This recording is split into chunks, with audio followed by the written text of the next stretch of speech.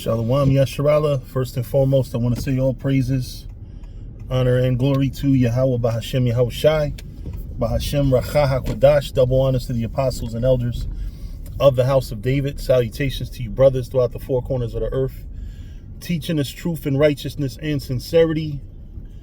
To you Israelite foreigners, come back home to the truth. To those that passed on serving the Lord, the dead in Yahweh Shai shall arise first. To you sisters who believe, keep encouraging and supporting your brothers who are out here teaching this truth, and always commemorate the sister who washed Yahweh Shai's feet when you read the scriptures, because the Bible tells you to always remember her. All right, I'm pulling up to my job interview, but I'm early. In case y'all didn't know, Yeshaya believes in being early. Dead ass. This is not a joke. But what I wanted to talk to y'all about in this video, I know I just uploaded one prior.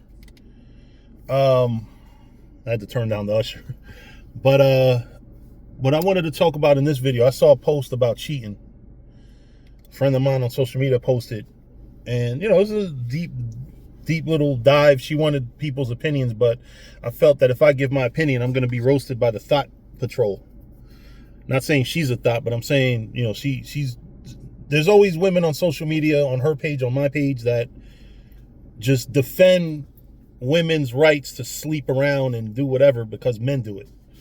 So, you know, I want to go into a little no homo deep dive about it.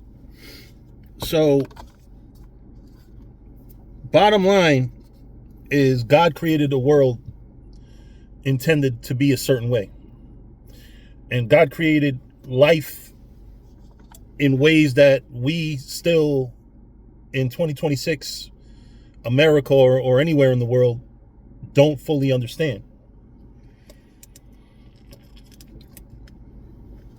And I say that because we as men and women do not understand the deep parts of sex. We just know you get a nut off, it feels great. We don't look at how sex impacts the human body. For example, a man and a woman have sex, they get pleasure out of it, blah, blah, blah. Okay. That's just the beginning of what could be a nightmare for both of them. And likely is, usually is. But, so like I was getting a phone call.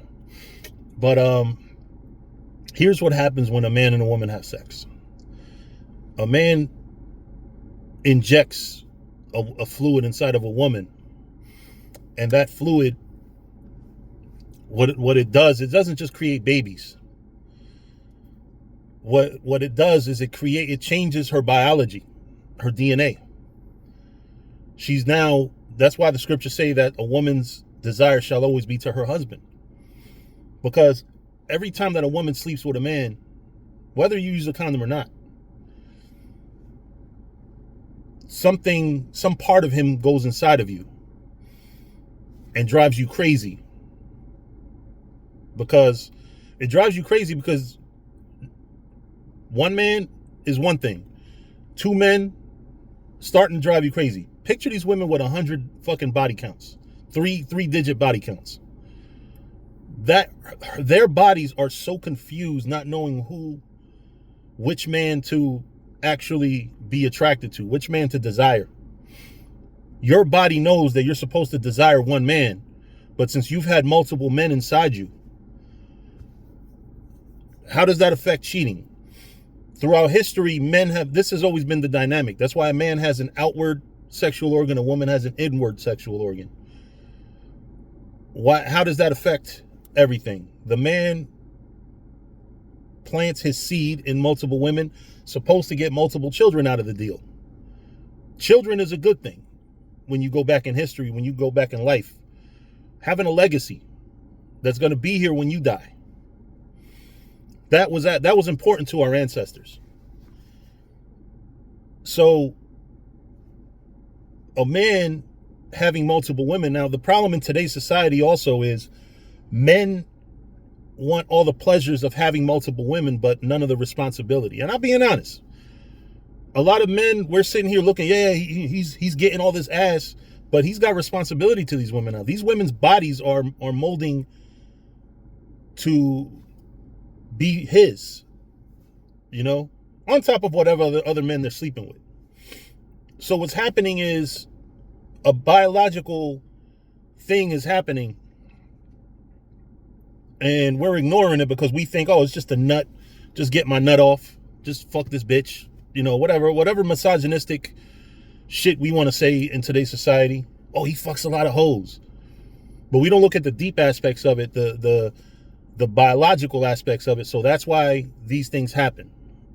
And it's sad, right? It's sad that we're like this. It's sad that people have that type of mentality towards sex, where we think it's just, oh, I'll just get my nut off. No, you're creating a person that's in love with you. And what's happening when a woman has a lot of men penetrate her, remember what I said, a man has an outward sex organ. So imagine a second guy hitting it, a third guy, a fourth guy. These are all men that are literally inside this woman's body, creating possible children, and definitely creating more confusion in that woman's body. We men don't feel it because we give the flu, we give the rod, we give the, you know what I'm saying? They take it in, and they don't realize, because if they realize what's happening, they wouldn't give it so freely. And if we understood the biology of it, and you have a lot of men that are cruel, that don't give a fuck what they're doing to these women, but you got a lot of men, that's why we should stay together. You sleep with a woman, that's your wife. You might not treat her like a wife, but that woman is your fucking wife. So going back to how that affects cheating, because men already have it in their spirit. You can't deny the spirit. You can't deny what's natural to you. Men naturally have attraction to multiple wives. That's why it didn't say Adam's desire shall be towards his wife. It said the woman's desire shall be to her husband. So it becomes weird, it becomes crazy, it becomes confusion.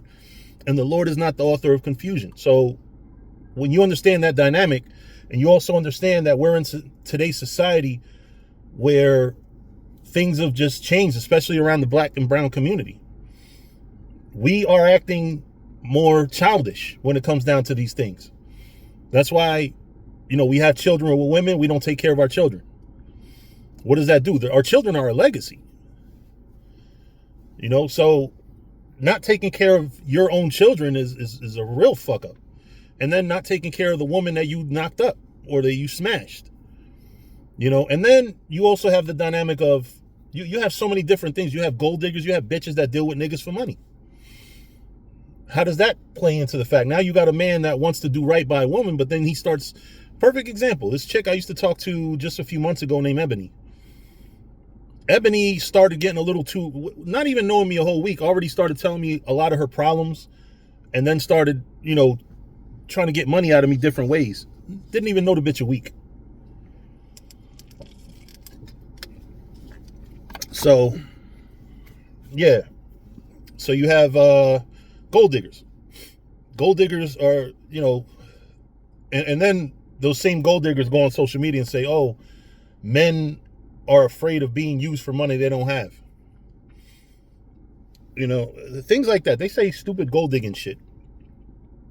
And it just becomes, it becomes confusion. It becomes, now who do you trust? What woman can I actually be with that's not going to screw me over for money?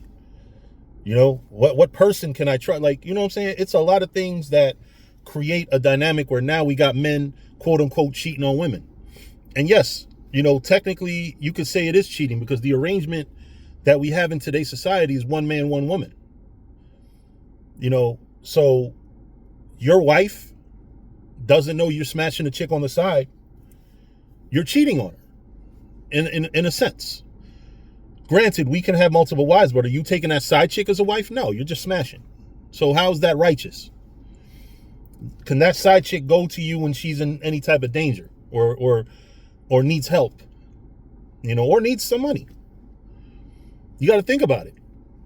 You got, and as a man, you got to think about, is that side chick going to start now weaponizing being my wife and starting to use me for money? That's another thing that you have to be ultra concerned with. So it's not an easy answer, but you know, I kind of have to go because job interview is 13 minutes away. Shalom.